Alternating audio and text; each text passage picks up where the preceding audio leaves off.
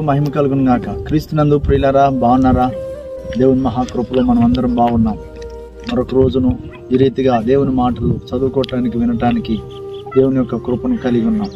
89వ అధ్యాయం కీర్తనల గ్రంథం 21వ వచనంలో, నా చెయ్యి ఎడతెగక అతనికి తోడై ఉండును, నా బాహుబలము అతన్ని బలపరచును. దేవుడు ఎంత మంచివారు. దేవుడు దావీదు గారితో సెలవించిన మాట అందరితోనూ సెలవిస్తా ఉన్నాడు.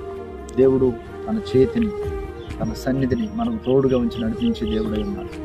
ఈ రోజున నీ యొక్క అక్కర్లో, నీ యొక్క అవసరతలో, నీ యొక్క ప్రయాణంలో, నీ యొక్క పనులలో దేవుని యొక్క అదృశ్య హస్తము తోడుగా ఉండి నడిపించాలి అంటే దేవుని వైపు తిరగాలి కదా, దేవుని మాట తిరస్కరించాలి కదా, దేవుని వెంబడించారు. ఎక్కడికి వెళ్ళినా దావీదు గారికి విజయం వచ్చింది. దేవుడు తప్పకుండా సహాయం చేస్తాడు. దేవుడి ఇటు గొప్ప మాట మన వెనుకలు భద్రపరిచి ఆశీర్వదించను గాక. తండ్రి యొక్క ప్రేమ, యేసుక్రీస్తు ప్రభువు కృప, పరిశుద్ధాత్మ సన్నిధి సహవాసం మనకందరికీ తోడు నడిపించు.